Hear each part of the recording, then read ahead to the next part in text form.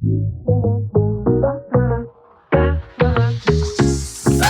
19 and I dropped out for a few months in my hometown. Hey guys, welcome back to my channel. I'm a doubles player, so this vlog is more for my fellow doubles players out there. I'm going to talk through what it's like trying to find the right doubles partner for badminton and go through the things that you should consider in finding that right person. Finding a partner is tough. There are so many different factors to consider, and maybe people that you want to partner might not even want to partner you.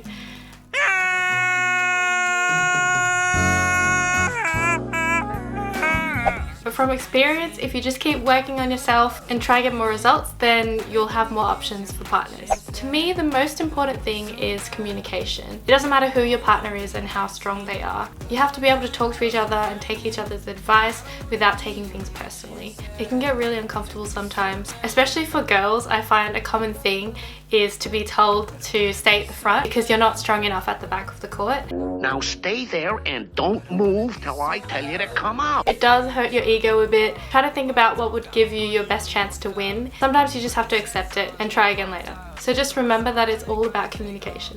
Chemistry can sort of be like a make or break situation for some people. It's nice to be on the same wavelength and gel really well with your partner. On the count of 3, name your favorite dinosaur. Don't even think about it, just name it. Ready?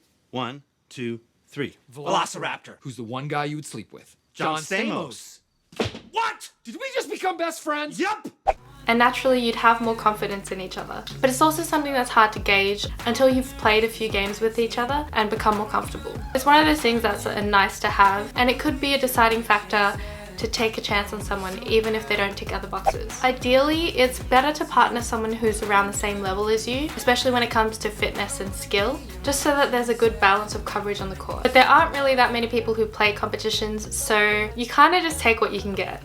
Because the higher the level of the player, the more in demand they are, so there's more people wanting to partner them and they may already have their own options. Style of play is a test of compatibility, in my opinion. Some people like to play more aggressively and attack a lot, whereas others might like to play a safer, more consistent game. I don't really think it's a big deal as long as you're on the same page in terms of strategy, because at the end of the day, you both want to win. So as long as you communicate well, you can also learn new things from players that have a different style to you. It's good to compare your strengths and weaknesses with potential partners and see if there's a good balance between them. Finding someone whose strength is your weakness, or vice versa, can be good, but what's more important is that you learn from each other and help each other grow. Teaming up with someone who has similar goals and ambitions is a good way to prevent yourself from being disappointed or disappointing them. We're going to ask you to fall, and then they will catch you.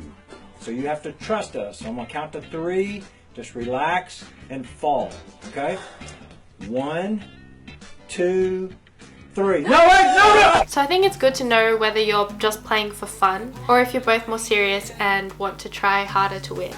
It can be really discouraging to try to win and then lose, but then have your partner be like, no big deal, I was just playing for fun. Or be like, I don't care that much about that event anyway, because they care more about other events. It's important to be committed to practicing together and giving more chances to grow the partnership by spending more time together on the court, whether you're playing with or against each other. I've partnered people I've never played with before and it's still okay, but of course it's better to practice together beforehand and give yourself that better chance to win. Lastly, I think that you have to respect each other. No one's perfect and it can be a lot of pressure to have high expectations of each other. So as long as you show respect and be understanding of one another, you can try again and you'll have more motivation to play better next time and not let each other down. So those are some things that you can think about when you're trying to find the right partner for badminton. For people who play a lot of competitions and want to win, it can be a really hard decision and a lot of the stronger players are already taken. So I think it's good to look at the potential in people who haven't proved themselves yet and try and grow together. I personally don't really have set partners yet, but I'm definitely still working on improving my own game, so there's still time to think. Anyways, thanks for watching my video and let me know in the comments below what other content you'd like to watch. I'm kind of excited because I think restrictions may be lifting in a couple weeks and I can't wait to get back on the court, but I'm not going to get my hopes up. Yeah, stay tuned and I'll see you in the next video. Bye!